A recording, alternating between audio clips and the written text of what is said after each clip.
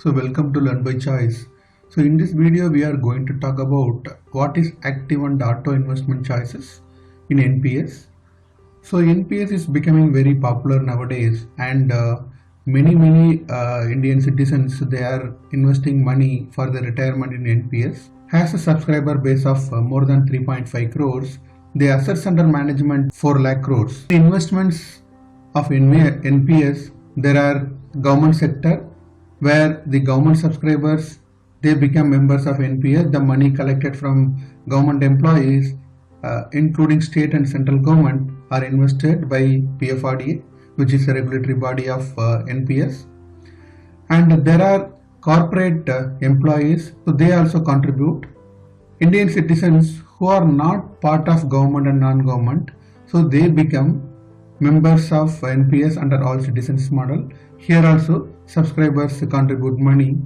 And the fourth category is the people who are not part of the above three. For example, the people from unorganized sector, people having low income. The government of India is having a lot of pension schemes like Pension Yojana and Swawalamban.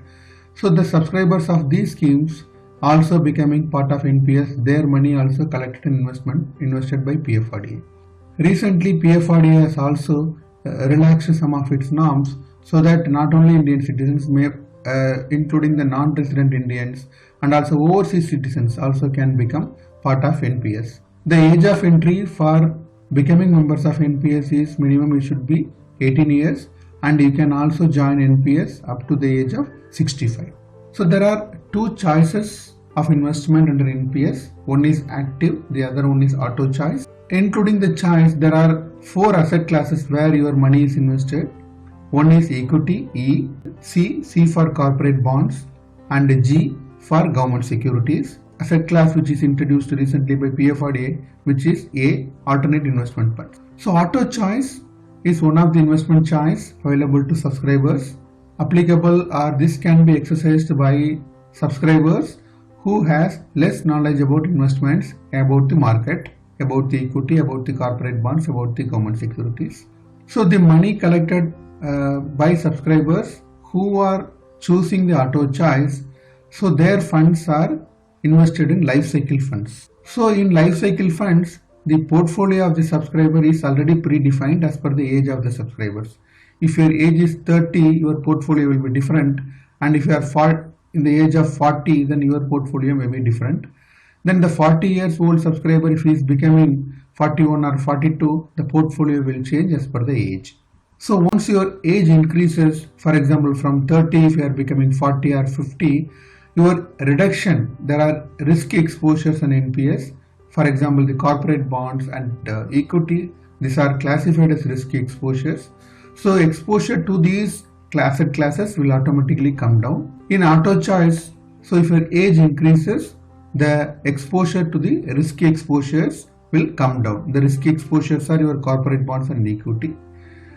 So once your age increases, your exposure to government securities, which are classified as less risky asset classes, so the GSEC exposure will go up.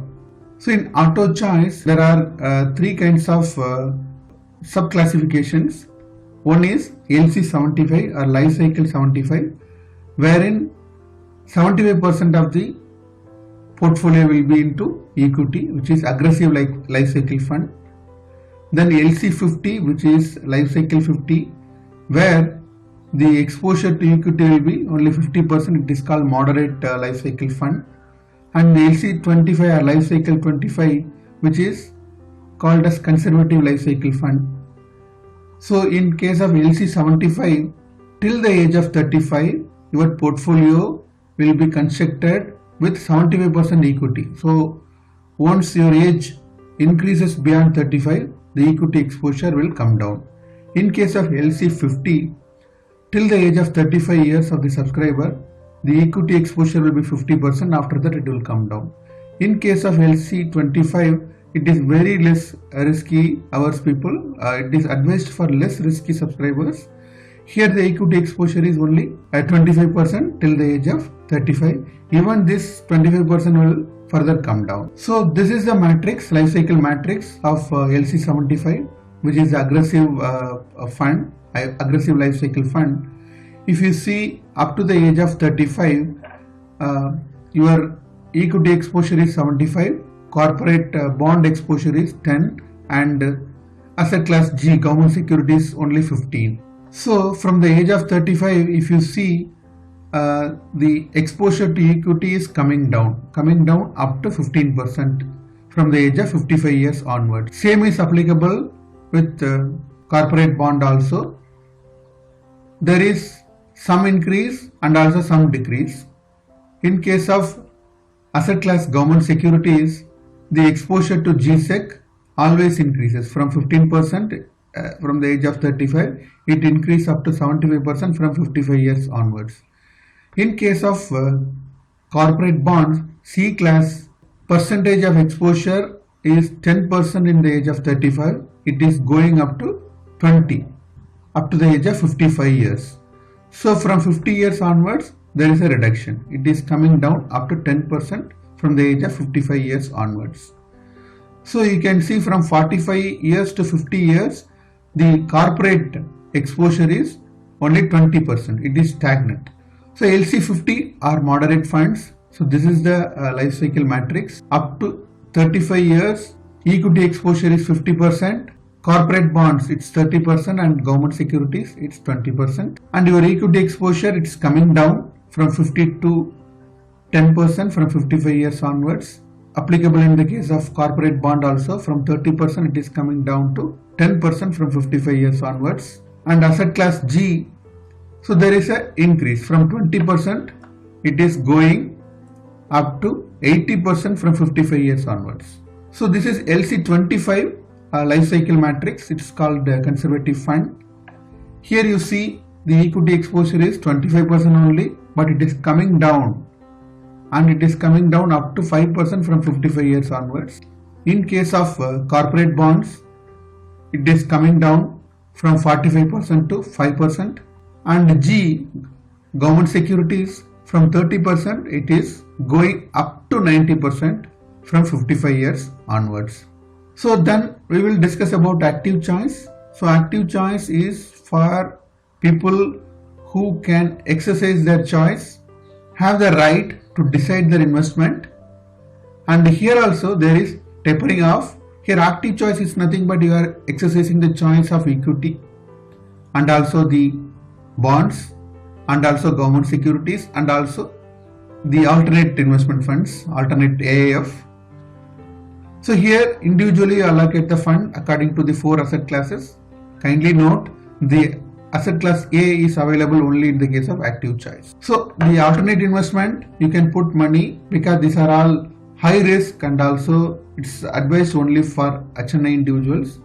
The alternate investment funds, you can put maximum 5%, not more than that. Even in the case of equity exposure, the 75% equity you can put only till 50 years.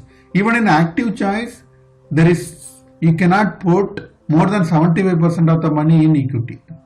That is given. Whether it is auto choice or an active choice, 100% equity allocation is not possible. It is active choice is advised or this can be exercised by investors who has knowledge on investment, who has knowledge about the various asset classes, not for others.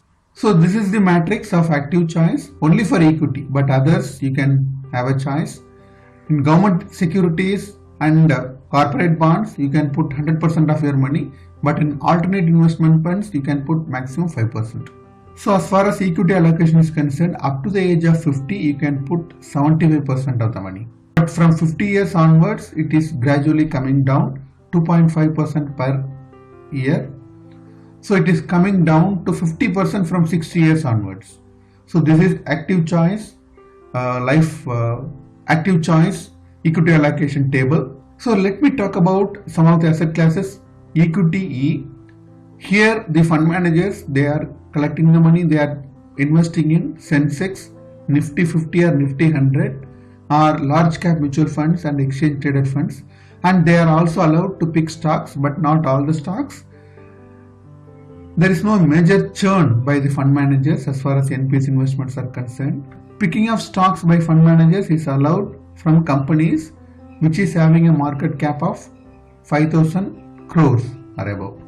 So alternate investment funds, here the choice is allowed for subscribers to put money in real estate investment trust, infrastructure investment trust, Basel III tier 1 bonds.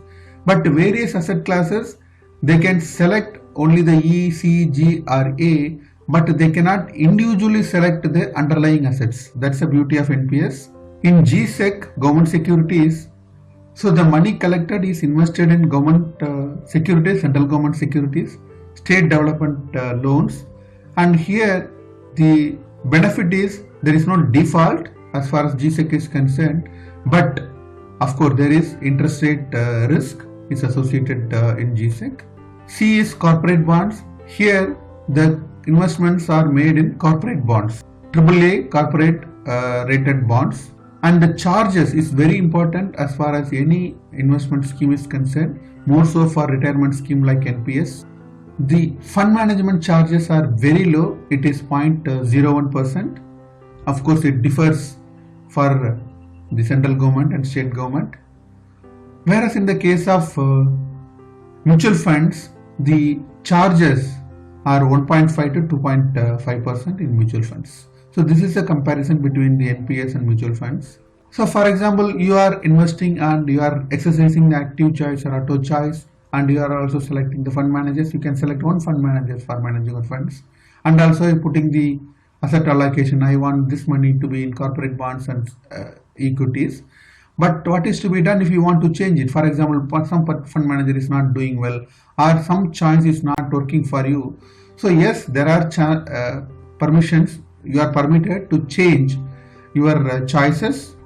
As far as pension funds are concerned, you can change once in a year, and your investment option and asset allocation. Investment option means your active or auto choice, and also asset allocation across the various asset classes. This is also permitted twice in a year. So fund manager, they are very crucial. They are collecting and managing our funds. There are 7 fund managers: LIC Pension Funds, State Bank of India Pension Funds, and UTI Retirement Solutions, and Birla Sun Life, HDFC Pension, ICICI Prudential, and Kotak Pension Funds. So these 3 pension funds, LIC and SBI, UTI, they are the major players because they are the only fund manager. They are allowed to manage the funds collected from government, which is very crucial for NPS. So PFRDA is a regulatory body, Pension Fund Regulatory and Development Authority, for managing and also administering NPS, and also defining various investment guidelines and appointing the fund managers and other officers as far as NPS is concerned. Thank you for watching this video. Please subscribe to Learn by Choice for more and more videos. Thank you.